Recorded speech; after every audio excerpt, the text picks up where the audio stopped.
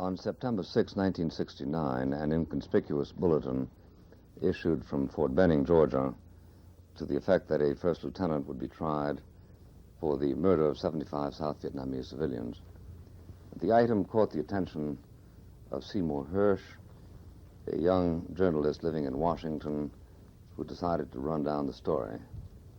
50 personal interviews and 50,000 miles of travel later, the item exploded into the great international scandal of My Lai.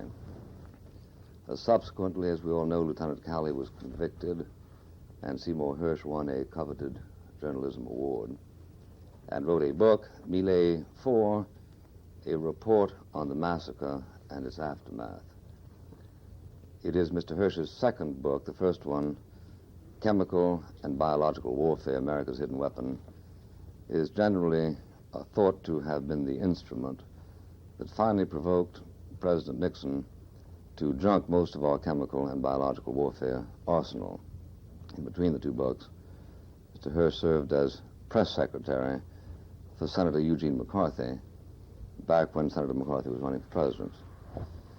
Ernest Vanden Haag is professor of social philosophy at New York University, author of several books, a veteran of the war against Hitler, who spent months in concentration camps, and an occasional journalist. Mr. Vanden Haag has recently returned from a trip to South Vietnam and Laos and Thailand, and is himself at work on a book which inquires, among other things, into the question whether America, as has so widely been alleged, is guilty of war crimes.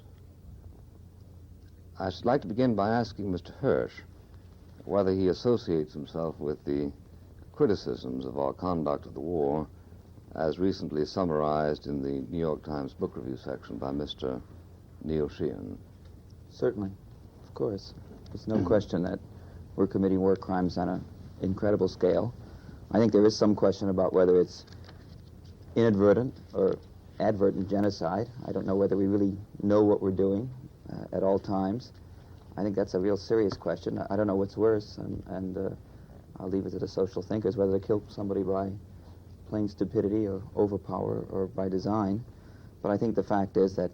You mean this is a decision you're not willing to make on your own, whether it's worse to kill people accidentally or on purpose? I don't know. It doesn't seem relevant terribly to me. The fact is they're dying, and I can't make up my mind. You know, the more you know about some of these officers and some of the, certainly about the enlisted men, it's really hard to say whether something, you know, Calley was guilty of murder, certainly, but I think the premeditation perhaps was in the White House or in the Pentagon. And, you know, I'll leave it there. Therefore, you are willing to underwrite, or at least to associate yourself with, the thesis, Mr. Sheehan, which is briefly stated that the United States of America, including its president and including its senior officers in the Pentagon and in Vietnam, are as guilty as, for instance, the people we hanged at Nuremberg. Oh, well, that's so broad. Let's just put it this way, that, you know, when you start talking about getting up to the presidency, you're talking about biting your tail. I think the whole question of war crimes, in a way, bothers me because we can debate, and there's a great deal of energy used in debating war crimes, who's guilty, who isn't. Meanwhile, the war goes on. You know, look, you know, right now it's about 9 o'clock in the morning, and maybe there's 25 combat assaults, CAs, as the military calls them, going on in Vietnam. Who knows how many people are getting killed? I'd rather see the war end, and then I think we ought to turn some attention to war crimes in terms of who's guilty and who isn't. Well, it isn't the purpose of this program to end or prolong the war, but it is the purpose of this program to explore the extent to which what is going on now and what has gone on in the past is indefensible in the light of international law. I think it is, but I think when you start talking about is the president guilty per se, or how far can we take law, international law, I think you're really getting into a quagmire because, you know, I don't know how much he knows. In fact, based on my own experience, I think the general who was implicated in the My Lai massacre, Major General Samuel Coster, I think he was as much in a way a victim as the people that his troops killed down the line. I don't think he knew what the hell was going on. I don't think he was told straight information. If he didn't, then you're saying he was innocent. If a commander does not know what happens, and could not know, unless you accuse him of failing to use due diligence to find out and to control his men. If you're saying that he merely relied on his subordinates to behave according to the laws of war. Now expand that, because that's the way it is for everybody over there. Yes, all right. 3, Then what 4-star you're saying, generals, though, right. is contrary to your conclusion that these people are, by normal legal criteria, innocent. That is, you said before that it doesn't make much difference to a man who is killed, whether he's killed by accident or by design. You're perfectly right. He's dead in both cases. But the law for the last 5,000 years has made a difference, whether you kill a man by some accident that you couldn't avoid, whether you kill him by negligence, or whether you kill him by intent. And I think this difference that the law does make is based on a moral difference. Certainly you won't deny that if you, coming out of the station, driving your car, run over by negligence a man, you are guilty of negligence. If you run over a man that you couldn't avoid running over because he ran out of a corner or so, you're guilty of nothing. If you run over a man by design, you're guilty of murder. I think clearly if you're saying that this general didn't know, couldn't control, couldn't avoid, couldn't know what happened, then what you're saying is that he's innocent. In distinction to Lieutenant Collot, who, as we agree, and as I have certainly known, but as your own book has clearly confirmed, as well as the proceedings, Lieutenant Collot, without any military necessity, did kill people he must have known to be innocent, because he must have known that a 2-year-old child cannot possibly endanger him. Now, what my objection is, and I sort of am sorry to hear you say what you did say, is, in my opinion, we should have, after trying Lieutenant Collot, we should have strung him up on the nearest tree in Songmi, the place where he committed his murders. And if he had done so, I think it would have been more effective than millions spent on psychological warfare, because we not only should do justice, we should also do it so that it can be seen. That, I think, is our great mistake. But may I add one other point? Go right ahead. I've been lecturing. I'm forgetting my rebuttal at this stage. Well, I have an additional advantage. But it's a professional habit. What I want to say that in this respect, I can't even there find the military guilty, because unfortunately, we fail to punish murders and crimes of violence in our civilian life, in our American society, just as much as the military do. And it does not seem to me reasonable to say that the military ought to be better than the civilians. We punish only about 3% of all crimes committed in the United States. That's about the number the military punish. Well, I think one of the basic problems, let me just say this briefly, is you can talk, actually, as you did, very effectively and very convincingly, perhaps, about law and legality, and I'm really more interested in the institution. When I say Koster isn't guilty per se, or he's as much a victim, I'm talking about an institution that is so filled with hypocrisy, so filled with double-think and double-talk, that when you commit an institution like this into combat in a guerrilla war in Southeast Asia, or perhaps any place, really, you're really opening up the way for some very serious problems. And whether the law applies here, or whether the law can be made to bridge, I don't think the law is even adequate to begin to deal with the scope of the problem. Laws are never adequate, but let me come back to your point. No, but let me interrupt you to say, when you talk about stringing up Cali, you're not going to suggest that certainly Cali was unique in any way in what he did. Oh. And I think if you really but look I want to make him unique by stringing him up. But what? But is that will deter some other people from imitating. Let me tell Are you. you using a metaphor? No, I'm not. I am quite seriously thinking that a man who has are been you convicted of his monstrosities, Within your should in the suggesting very place in lynch which he committed justice. them, be... You're not suggesting lynch No, justice. I think he should be tried. And if found guilty, strung up where I suggested he should be But your strung point up. is he should have been tried in Saigon. Right, and strung up in Songmi. Well, but why don't you look to the question, why wasn't he? Or why did it take a newspaper man to get the charges and the publicity? Now, wait a second, let me follow How through many on this. people have been executed during this war? None, as far as I know, executed Really? per se. There's been about, the Army's talked at great length about something like 114 men charged with war crimes in connection with Vietnamese civilians, 59 of whom were convicted, all of whom, as far as I know, always had reduced sentences. I know many cases, not many, I'll be specific, 4 or 5 at least, and I haven't investigated them all, in which somebody was convicted of second-degree murder in connection with just the random murder of a civilian, a Vietnamese civilian, and his punishment was generally being broken in rank and sent back to his unit. I agree with you, Mr. Hersh. Well, so what I'm getting much at... too mild. No, but I think you know, what you're saying has some sense to it. If in 1965, when we committed ourselves to this war, when... Did you say some sense? Yes. When we committed ourselves to the war, if the commanders had begun right away to start prosecuting people vigorously at a lower level, I think they, without endangering any pilot's lives, you know, the classic, you know, the killer in Vietnam is the helicopter man who just goes around and shoots anybody. This is a very common thing. And that isn't hyperbole. It's a fact that they're one of the largest, you know, in terms of numbers. The massacres committed by helicopters certainly outweigh the massacres committed by men like Cali. I will enter an objection here, but I'll explain it later. All right. And the only point I'm making is I think they missed their chance then. And I think what the Army's done is sort of fascinating in a way. What they've done is, as you know, is they've substituted something called the rules of engagement for international law. In essence, they've said that all commands have been ordered to issue very specific rules of engagement dealing with the way we operate in Vietnam. That is, we have to get political clearance and military clearance before we engage such and such, and we do such and such. And they've, first of all, nobody pays any attention to them, which is one problem. The other problem is that, lo and behold, the two-star general is confronted with evidence that indicates some of his helicopter pilots shot up a village and killed 25 people, and he's sort of compelled to take action. He can't duck, maybe because the Vietnamese civilians and the local province people are excited. Otherwise, he would duck.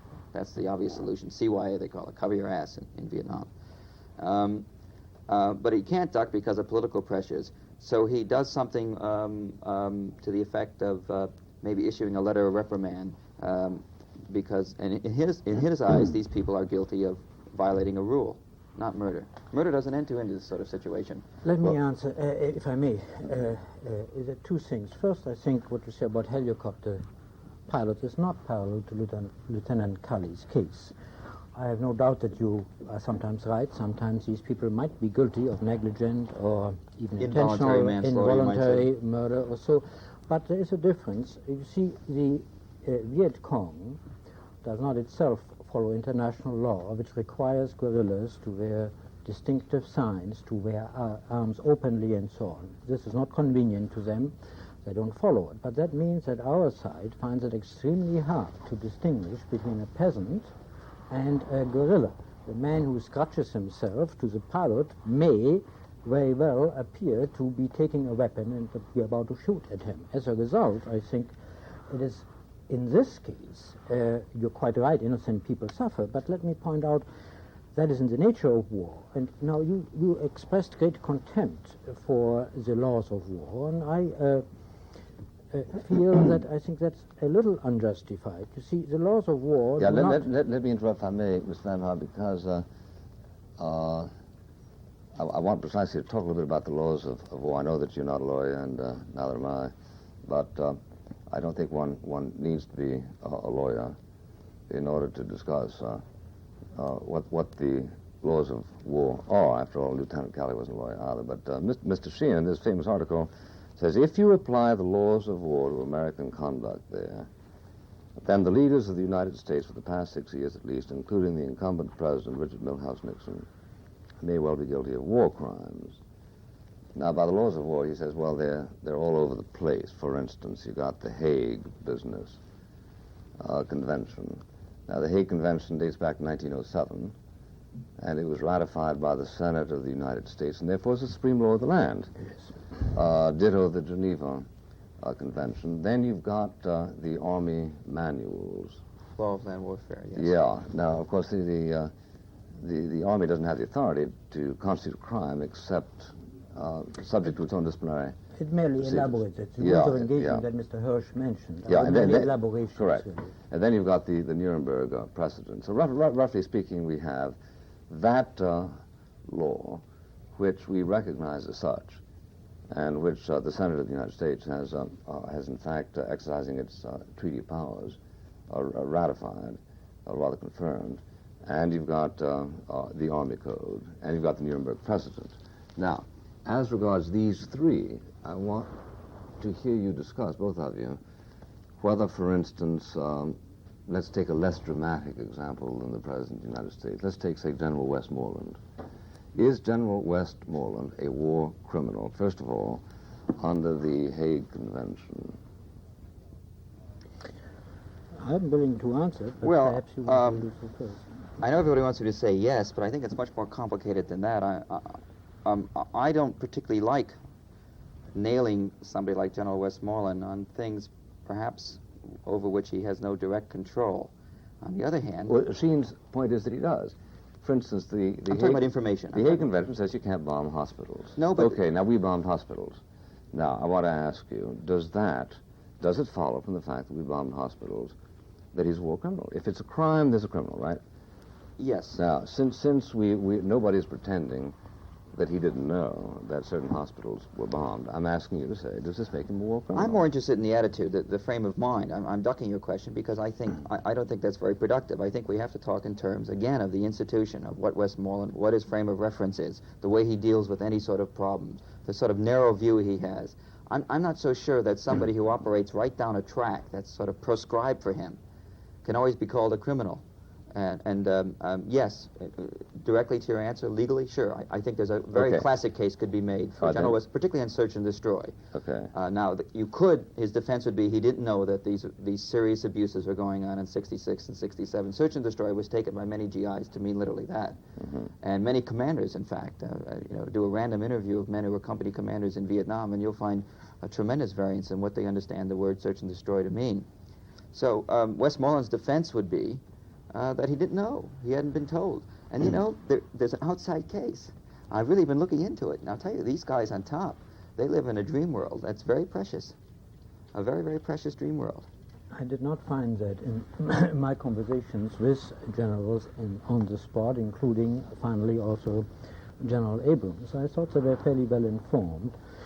And my impression was, and I think you should be congratulated for that partly through your work and that of other journalists, they have become much more sensitive to violation of the rules of war by their subordinates.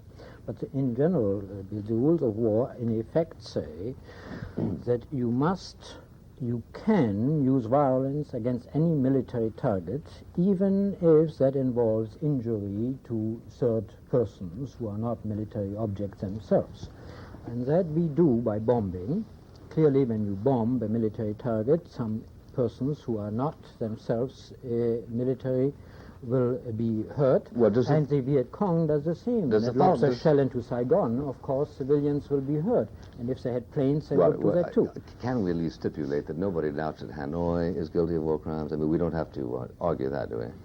No, okay. But we have to argue one point, excuse me, Bill, which is quite important. You see, in international law, in contrast here to criminal law in one country, in criminal law in one country, to say someone else has committed a similar crime and got away with it's not an excuse. It's not an excuse. Yeah. But in international law it is, because you see, if your enemy commits violations and you do not commit them, then you're placed at a disadvantage. So in international law, the so-called tu quoque, you too argument, halts. I would reverse that, though. I think even the publication of the Pentagon Papers certainly dramatizes that. If anybody's been committing international violations of international law on a wholesale scale, it's been us. We've been for instance? Provocateurs, I think, and pretty much, I think, much of the stuff we did. The 34A, the operations that President Kennedy and President Johnson authorized in North Vietnam.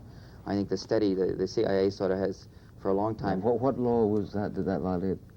Well, I think we were... What international law did that violate? Well, I should think we were being provocateurs. No, I can't. I'm not a lawyer. I can't begin to decide. But you just started saying that we violated international law. Well, I should think so. It seems to me that I should think sending... What you're saying is there ought to be an international law which forbids what we did as revealed in the Pentagon Papers, and if there isn't, there ought to be. Well, there isn't. So far. Okay. There isn't specifically? Okay, now, is there a law, Mr. Van Hart, that says that if the enemy has, let's say, mortar fire against a city, you are therefore entitled to bomb its city? Is that the law? Yes. Basically, simplifying it a little bit, the law of war permits you to hit with violence any target that is a military target, provided that the injury to civilians is not altogether disproportionate. This is You're a making very a case vague for law. the ends of the law of warfare, which is the point I'm making. I think you keep on arguing in terms, is there a law against going into North Vietnam? But this is what this inquiry is about. Oh, An awful lot of people, myself included, want to know whether we're criminals. Yeah, but you're saying in I have a effect that personal war and a itself is a professional crime. interest. well, I'm saying yes, we are. I'm saying maybe there isn't a law. Even if there is a law, I'm saying that but we're being Well, let's much understand too narrow. that Mr. law. Let's Buckley. understand. No, wait a second. I think we're being much too narrow here. If we confine ourselves to a legalistic discussion of what's a rule, what's a violation of a law, or is there a law against that? Laws aren't laws unless they are visible ut in pluribus, right, Professor? Yes. I.e., they have got to be recognized What by the Mr. body Hersh of is people. saying is that we What are I'm saying, I immoral, think not that- illegal. That's right. I think so. Wait a minute. Here are the distinctions that are being made. Mr. Sheehan and a whole lot of other people are saying, look, you got a hamlet. Okay. We know that there's some VC in that hamlet. Who we know, knows? in fact... On what basis? We plausibly my aunt think. knows. Legally, Well, it is I'm enough. serious. On what basis? On what basis? Legally, it is Well, enough to on have the- a plausible reason to believe. But the Yeah, fact right. is, we've left these sort of judgments to people who aren't capable of making them. Well, how do you know? To the same sort of Presumably- judgments that enable a My Lai not to get reported for No, 20 months. And I no. think that's very important to the issue here. Don't argue with a hypothesis, okay? No, wait, By but law falls definition, you apart. can't- No, but Okay. I'm cutting against it. The law falls apart here. All right. My hypothesis, against which one can't argue, is that a responsible intelligence officer says, we saw the guy who mounted a mortar attack against our base, running into that town. And there's a clearance around that town, so we know he's there somewhere. So we go up there with a truck, and we say, deliver him to us, and they don't. Now, what I'm asking, I don't know the answer to this, by the way, believe it or not. The answer is What there's I'm very what I'm few asking is- officers that have seen what mortars I'm or asking is, Viet Cong, for that are we matter. entitled under the law, Ernest? Are we entitled under the law to, quote, waste that town? Are we entitled to drench it in bombs? Yeah, well, this is And where does proportionality come in? well, that is quite a problem. And Suppose let there me- are 100 people in the town, and there's maybe 1 or 2 Viet Cong. Are we allowed to do There that? is no clear legal rule on that. And in this sense, I agree with Mr. Hersh. Since there is no clear legal rule, we have to follow some moral rule that we have to institute for our own I mean, sake. to make plausible. Let me just explain what happened. For instance, in the Second World War, lots of war crimes were committed, of course, on both sides too. We killed practically every inhabitant of the city of Dresden, even though there was really no military target there at all, out of stupidity. Now, we never prosecuted Germans who had bombed Rotterdam because we decided that we have done similar things. It would be unprofitable. Unfortunately, and this is, I think, the more substantial point to which I want to come, Mr. Kennedy and Mr. Johnson sent 500,000 Americans to Vietnam. If these 500,000 Americans had stayed in America and never become soldiers, they would, according to statistical probability, have committed a number of crimes. It is my impression that the number of crimes they have committed in Vietnam probably is greater, for a variety of reasons, which you yourself in your book have explained, which are easy. They find themselves in enemy territory, they feel in danger, they are anxious, they're panicked sometimes. Uninhibited. As they are armed, the civilians are not armed. These civilians speak a different language. They seem barely human. Americans are terribly parochial. If people have no washing machines, they don't think they're quite human usually, and so on and so on. All kinds of things like that. That probably leads to an increase in crime. You're also perfectly right in saying that the military as an institution has a tendency to hush up crimes. But what you forgot to say is that all institutions do that. Mr. Truman said Alger Hiss is a red herring. Alger Hiss is red, but I don't think that he's a herring. Mr. Truman said that because he did not wish, he wanted to hush up that his administration was infiltrated by some communists. Now, I think the military similarly, some because they feel guilty themselves, some because they don't want the image to be sullied, will have a tendency to hide the criminals in their midst. It is your task and my task and our general task, and you have certainly done your share in this respect, to ferret try them to out. bring them to trial, of course. But, But you to know- say that all military men generally are criminals is just as McCarthyite in the Joe McCarthy way as you use that word. But nobody's saying as that. What it I'm would be saying to is, say that all What- State Department but people hear are me out. communists. What I'm saying is most lieutenant colonels who want very much to make colonel will hush up crimes. I don't Most agree. two-star generals who I want have, very much to be... No, I don't agree with you. Well, I'm sorry. I have that's known some people who are lieutenant colonels and some people Well, who how are is- generals who I think are far too decent as human beings to do that. I certainly agree with you that some of them... My suggestion then is that in those cases, the ones who are decent are the ones who perhaps the reason they haven't done more is they don't have the information. But for those who do get the information, I'm sorry, I hate to be so cynical and skeptical about the armed forces at this stage, but I think you're really underestimating the problem grossly. Well, let me ask you Let me just follow with one more question, though, and that is very simply this. Why don't you think there have been more prosecutions by the military before the fact, before these men, the Vietnam veterans against the war came out? And let me say also that it's my opinion that many of these charges that they make and the stories they tell are very true. The same reason, Mr. Hersh, for which there have been no prosecutions for corruption in Jersey City until recently.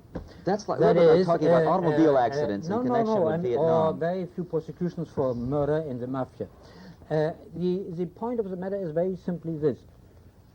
The military are as bad as we are in our civilian life. We catch few murderers.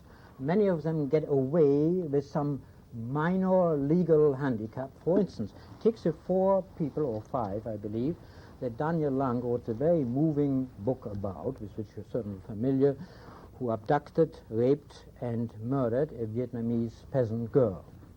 There was one American who was in that group who denounced them and whom we should all honor, and who has the merit of finally achieving that they were brought to trial.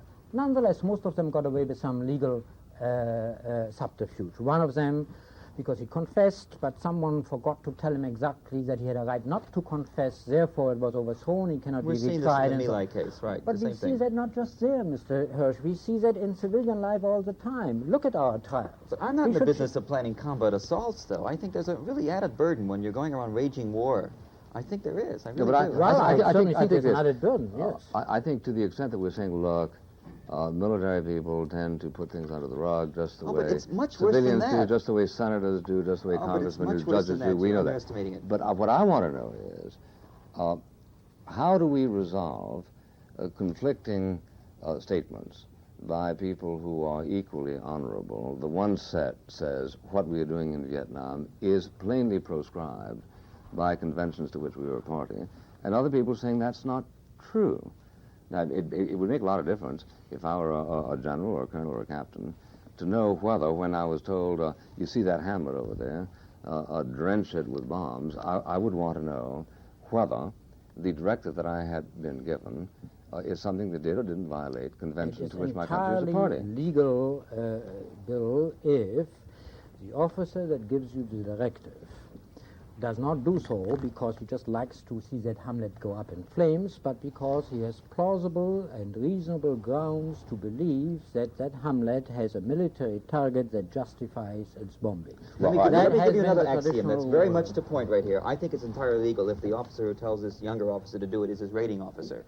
That is the man who's going to make the recommendation. I'm sorry. That's a vulgar observation. That's absolutely so. Because as much could be said about a U.S. attorney who tells a cop to go after so-and-so. If always I think promotion has more to do with it than the delicacy superior orders are no excuse in field. Law at all. Superior orders have been rejected as an excuse. It's not a question of superior orders. If Collot had proved that he has been ordered to do what he did, which he hasn't proved, but if he had proved it, why did he it do would what he not. I don't care. It's not.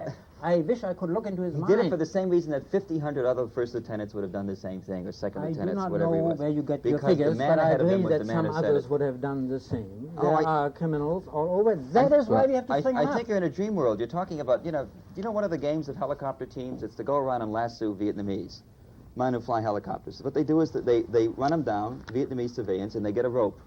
This is being done in a number of units, and they lasso them and they tie them up, and then they just like in the Roman gladiators, they hover the helicopter, they begin moving slowly with the rope around the person's neck, and they go along, and after about a half an hour or maybe a half a mile at 15 miles an hour, the Vietnamese falls and his neck breaks. I cannot than you show can imagine. that you are wrong, Mr. Hersh, but I know of no evidence for that other than you're saying. Well, take my word for it. I haven't seen it. I cannot take your word for it, forgive me, because the accusation is a monstrous one, and I think we need a little bit more evidence. I'll be making it in writing soon. I really will. I'm sure you're convinced of it, but I hope when you write your book, you will give a little bit more evidence than your word, because that is sort of not Well, now, enough. let me introduce the following complexity. When Mr. Sheehan was describing the case against America and saying that, according to his understanding, our generals and our colonels and our majors and so on were guilty of war crimes. He said, well, granted, it's true that we dropped our bombs in Tokyo and over Dresden and Rotterdam and the Germans. However, he said, the reason this didn't come up in Nuremberg is, to be sure, that we didn't want to prosecute the other side for doing something which we had done the exact equivalent of. But, said he, there is this other factor here. That is, that in the Second World War, nations were fighting for their lives. Now, said he, America was not fighting for its life. And this, said he, is a very important consideration.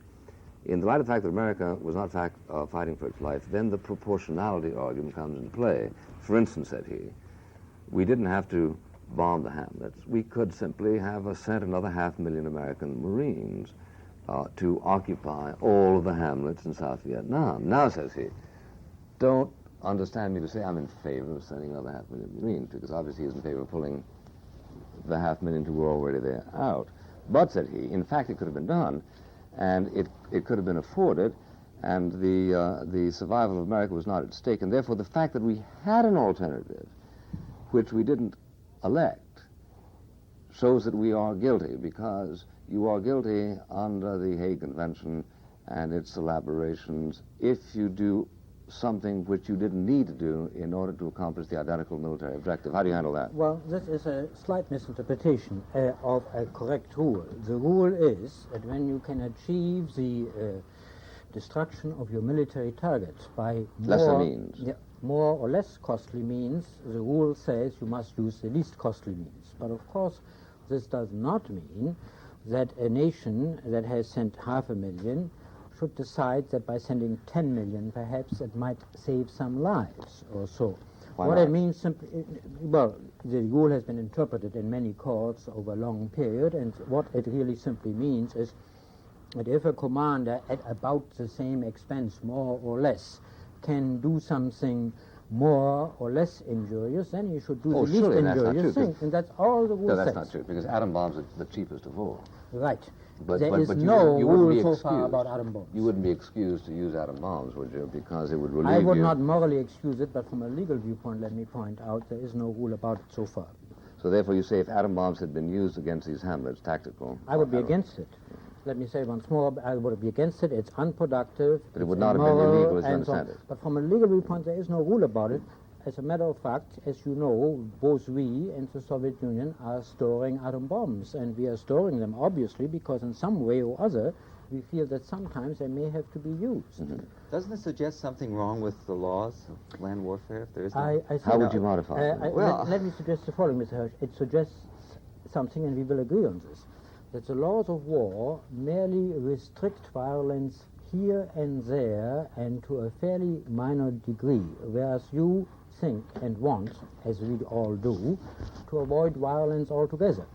But if you tell me by what means we can do that, then I think I think you could begin by throwing out much of the law, honestly. Basically, I Why think would that when you help? talk about proportionality, I keep on thinking about there isn't very much of it in Vietnam on any basis. You're always using the maximum weapons to achieve what you want. See, our What do you think would leaders happen? thought- Let me ask you, what do you think would happen if the Viet Congs would suddenly get up a Piper Cub with a 250-pound bomb and drop it on us? Here we are throwing all these bombs, millions of tons around to an enemy that isn't Piper Cub, and responding. they'll do it. Well, I don't know. I think they have, certainly they have the Cub. I mean, let's face it, they have MiGs. They have perfect capability that they don't choose to, I think, out of fear. They've done I think you're quite wrong. that They choose kind to of do what they thing. can. Well, I don't think they've done anything in the South. No, they don't, because their air power is not sufficient for that. And they know it perfectly well. Their Piper Cub would be But shut still- down before it reached But its so what's target. but where does proportionality fit in when you're really fighting? I guess it must be for them like fighting General Motors. I have no experience with fighting General But Motors. where does overkill Ralph come in? Nader does all right. Where does overkill come in, though? Where does it come in? And where I does don't know what proportionality overkill come in? Overkill means after you have killed. Oh, well. We haven't killed. Well, Yeah, right. we've killed quite a few people, Well, I think, inadvertently, perhaps. What do you mean? Has it occurred to you- Could I what- translate this? You mean to say You that know we what I should mean. not ever have intervened in Vietnam? Oh, no, we're not going to get into that. No, we're not No. getting into that. No, we're talking about given that you're in a situation, But Mr. Hersh, somebody pointed out that we've spent 500 $1,000 per death.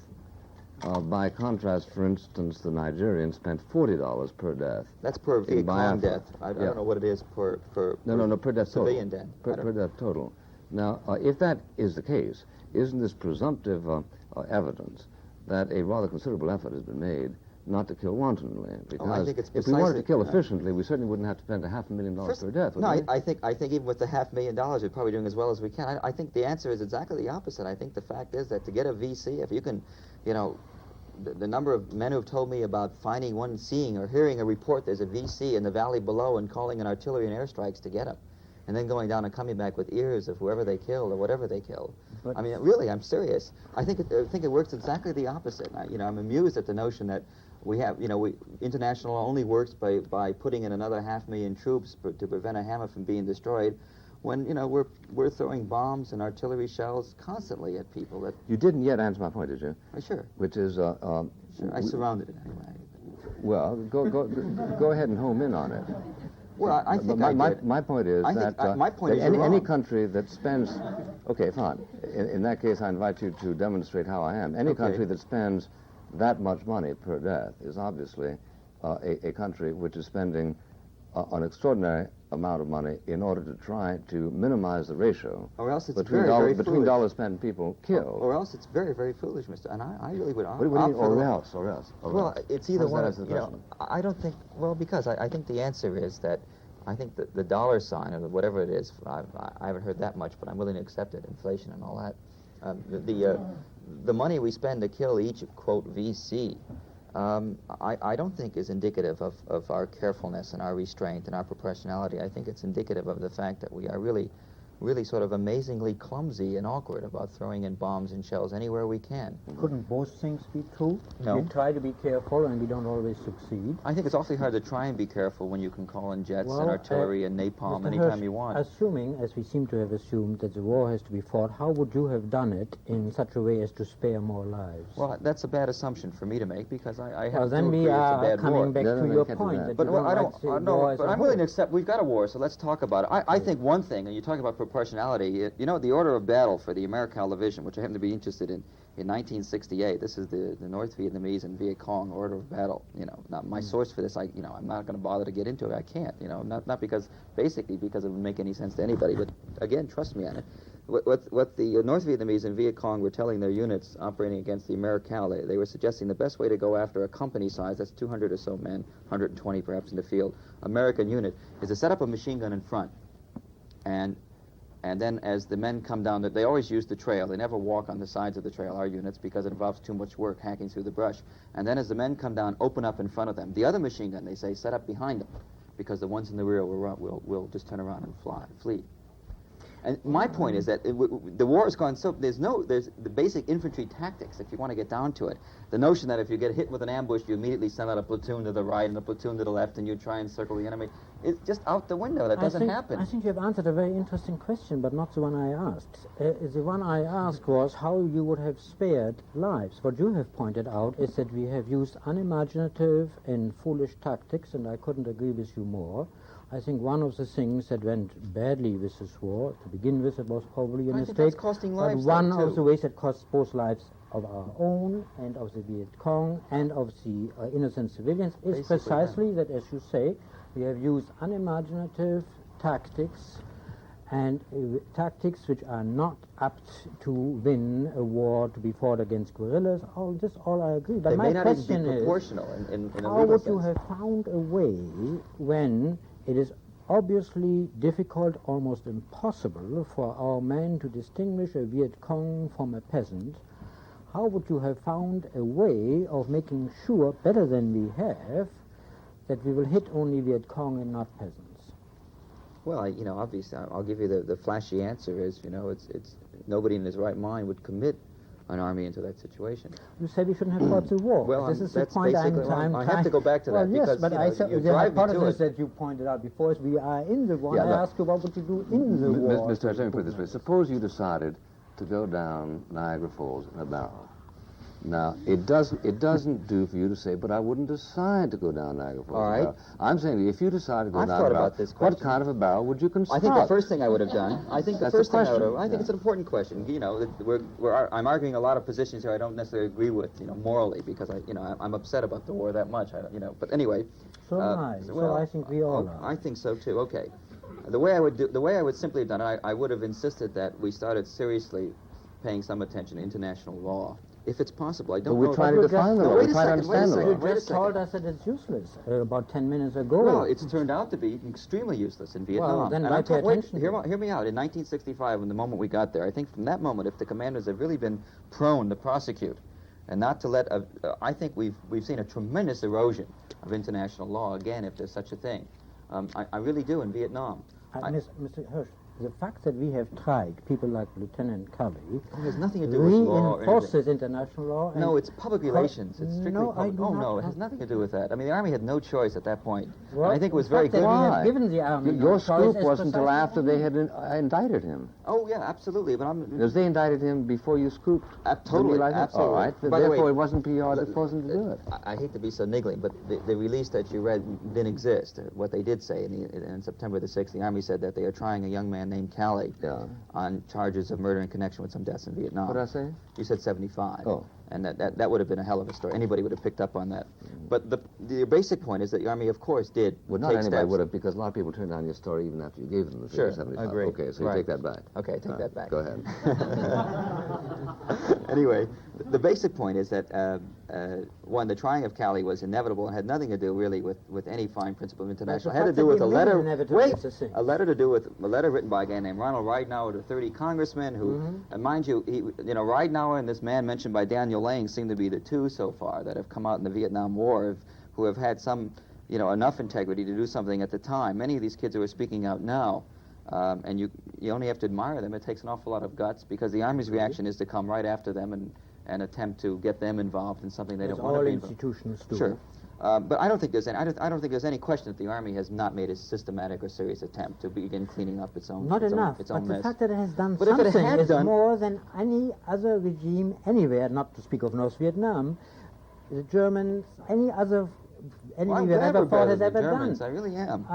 But believe me, I do agree with you that the punishments are too mild, that they're too late, that not enough people are being punished, that many crimes are being hushed but up. there's a very serious something is being done, and I wish you would recognize that instead of saying that every single soldier, every single officer is either a coward or a criminal. Oh, I didn't say that. But you imply it. You say either they don't denounce crimes when they see them or they commit them, or both. Listen, I feel sorry for this guy, General Donaldson, who's now being charged, the one-star general who's now being tried for gook hunting, only because, in my experience... For what?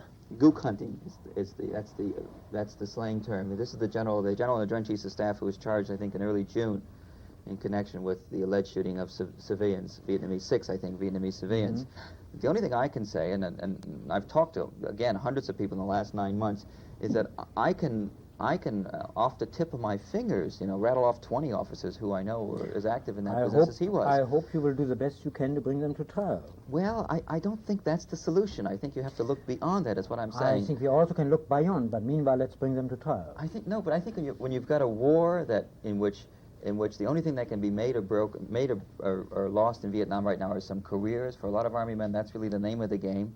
They get over there, they've got 6 months to serve as battalion commanders. I'm talking about lieutenant colonels. There's 6 months in which a guy can only do one thing. He can only screw up. There's no victories in Vietnam, particularly in the last 3 years. So battalion commander comes in there with 6 months in which he has to get the combat experience. He has to punch the ticket so he can get to war college and become a colonel. He's got 6 months. He can only screw up. He's going to do everything he can to bury trouble. And I think that's much more widespread than you think it is. And I think there's an institutional problem that's a very serious one. There are institutional problems. And again, I wish you would tell us what you would do about this. Certainly you agree with me that as long as we have enemies, rightly or wrongly, we need an army. And as long as we have an army, forgive me, it will be probably manned by some people who are intelligent and some who are stupid, some who are honest and some who are dishonest.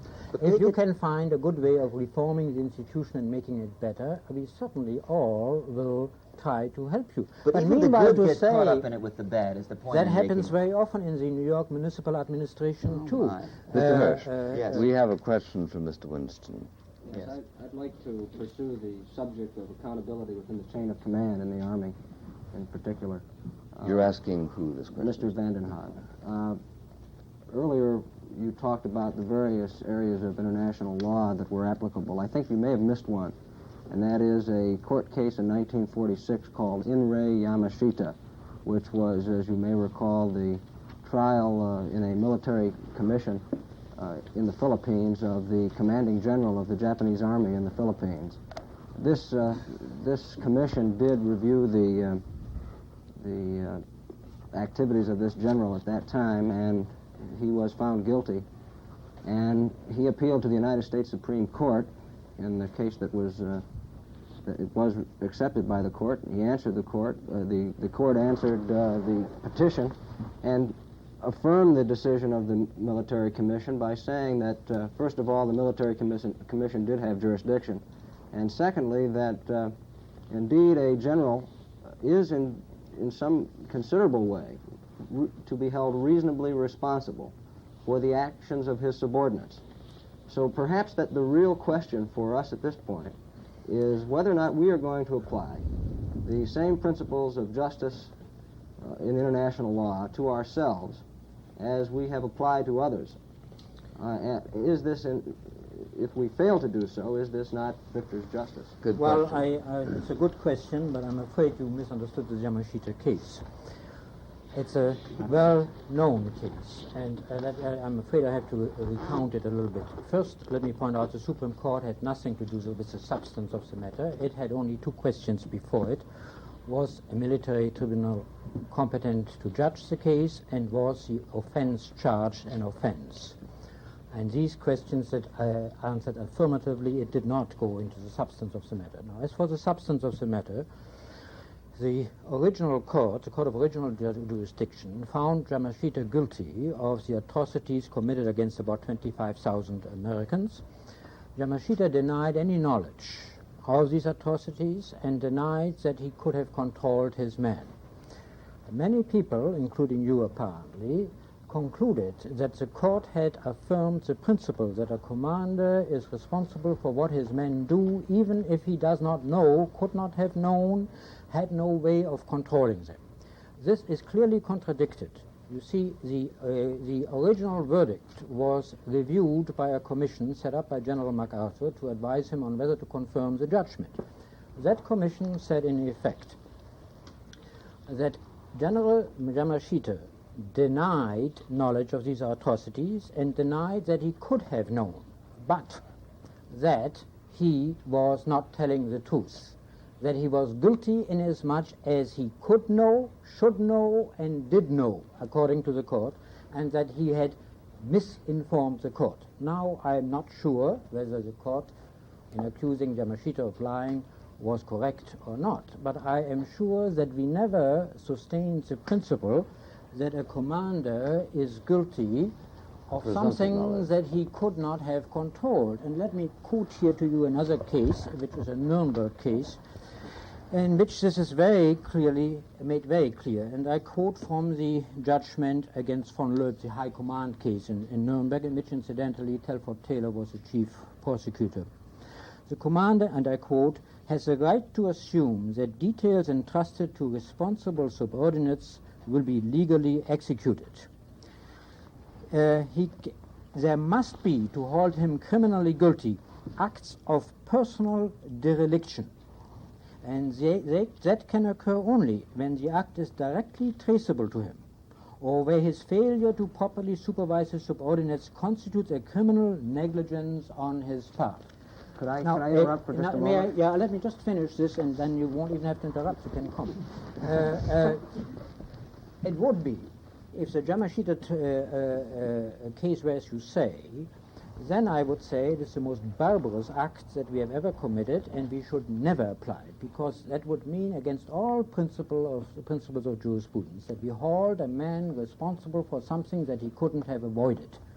Now, I think the basic principle of any law is a man is responsible for something he could have avoided, should have avoided, failed to avoid by some negligence on his part, but not for something that he had no way of avoiding, obviously. And Yamashita was accused of having failed to control his subordinates when he could have done so.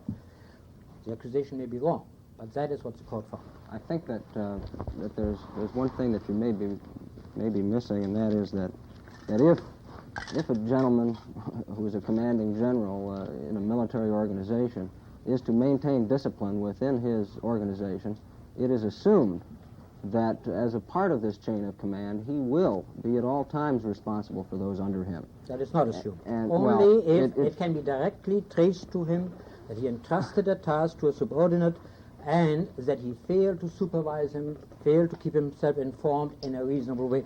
Obviously, the President of the United States cannot possibly know what any particular pilot does. He has obviously to rely on his subordinates. May I quote from the Supreme Court? Briefly. An important incident to the conduct of war is the adoption of measures by the military commander not only to repel and defeat the enemy, but seize and subject disciplinary measures those enemies who, in their attempt to thwart or impede our military effort, have violated the law of war. The trial and punishment of enemy combatants who have committed violations of the law of war is thus not only a part of the conduct of war operating as a preventive measure against such violations, but is an exercise of the authority sanctioned by Congress to administer the system of military justice recognized by the law of war, etc., etc., etc. Article 1, Section... Yes, this confirms what I have just said.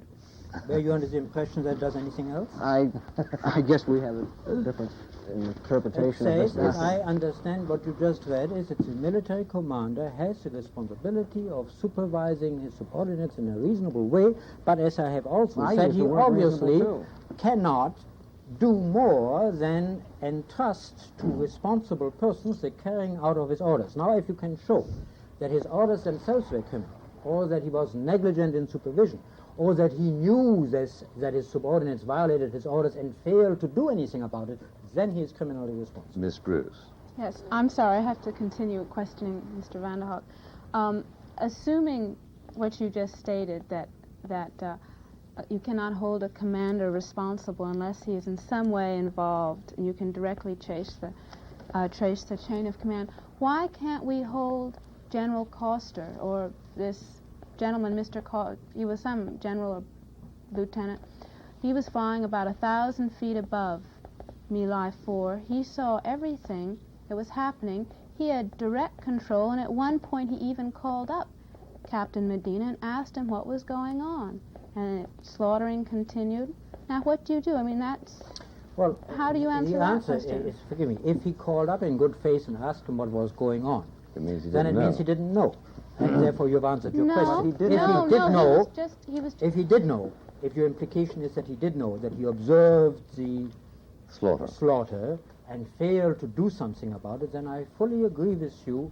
He should be held responsible, All right, and he you know should why be he's not tried, being and he held should be responsible? executed. Huh? Do you know why he's not being held responsible? Do you know No. why he's not being charged? No. Because the military courts have decided that after the Tet Offensive, people were the soldiers were so upset that a commanding officer could have absolutely no control over his subordinates whatsoever, even with all these modern radio communications that we have between. I do not know of Who this told you finding that? of what... This I just read in Mr. Hersh's book.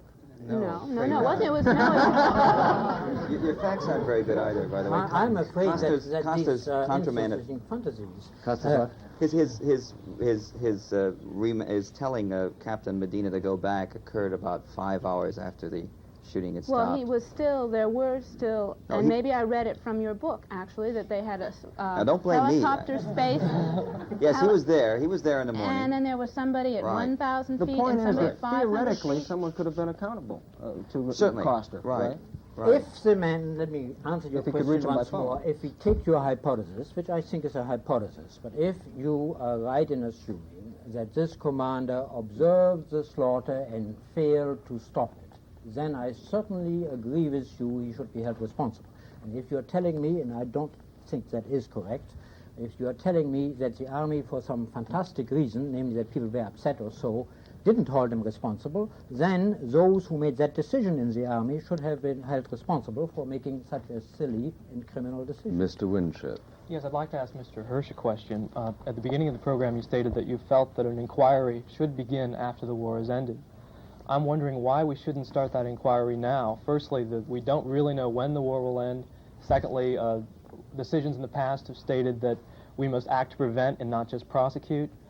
And also because at the end, we always have a tendency to ignore our past. Well, the only reason I said that wasn't because I have any objection to a war crime trial, only because I do have an objection to anything that might drain off from the sentiment against the war. Why would that do that? Well, I don't know. I just have a feeling that It might increase it, might it? I don't know. I just don't know. I worry about it. I think right now we have a situation where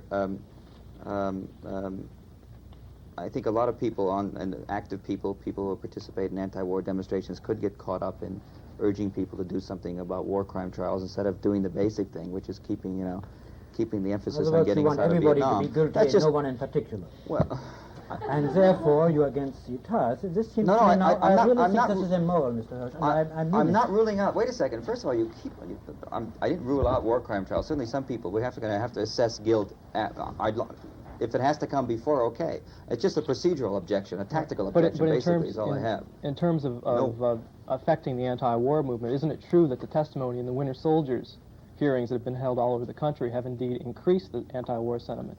And by holding trials now, you may prevent some murders. Doesn't that mean anything to you? Yes, that means quite a bit to me. Well, then why do you want to postpone Because the I trials? think by holding trials, we also may take some energy away from the basic goal, which is of convincing President Nixon that he can't be re-elected unless he does. Then you prefer politics, in effect, to law. No, we're talking that- tactics. We're just doesn't it- talking tactics. doesn't That could be this- totally wet. I don't know. I haven't really thought it But through. doesn't this make you an accomplice in precisely what you deplore?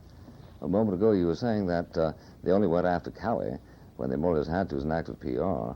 And now you're saying you're perfectly prepared to take the evidence you have and put it under your own mattress because you're afraid that if you trot it out, it's going to drain moral energy off what you consider to be the principal objective. No, that isn't, you're welcome to construe my remarks that way, but the fact is that I'm not suggesting we withhold anything. I'm just suggesting that perhaps it might be, rather than have a great deal of energy going into war crime trials at this point, I'd rather see energy going into the basic problem of the fact that we have a couple 100,000 men in Vietnam. I just hate to see that get missed. I think that got missed. let me Why make can't a we do the comment two on that. We simultaneously? probably can. Actually, we probably can. Let me make There's a no brief reason you comment can't. on that, Mr. Hersh. And I must say this is one thing I don't quite understand. Kennedy and Johnson sent 500,000 people to Vietnam. Mr. Nixon has drawn away already 250,000, as you know. We have only 240,000 left there now. And he is drawing away people at the rate of 14,000 a month, a rate that I would incidentally want to increase. But then why do you feel that the main target should be Nixon, who is trying to stop and end the war as fast as he can, instead of those that's got us in it? Well, because I think the long-range solution he has is not going to work. It's a little bit like our initial goals in Vietnam. He's a criminal because it won't work. We're not talking about criminals. We're talking about Vietnamization. Vietnamization isn't going to work, and it justifies things like the Laos and Cambodian incursion. Thank you, will. Mr. Hersh. Thank you, Mr. Vanden Haag. Thank you, ladies and gentlemen of the panel. Thank you all.